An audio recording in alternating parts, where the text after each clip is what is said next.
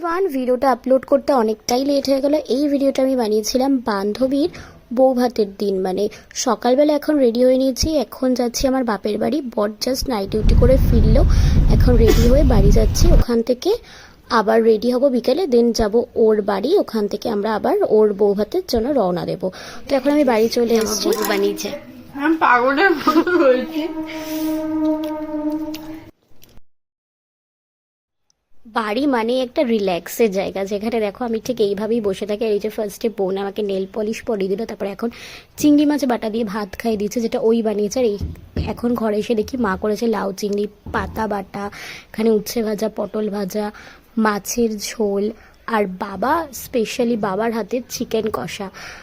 মানে মা এত কিছু করে গেছিলো, না করলেও চলতো, কিন্তু বাবা তো এই যে কথা শোনে না, আমরা আসলেও কিছু না কিছু করবেই।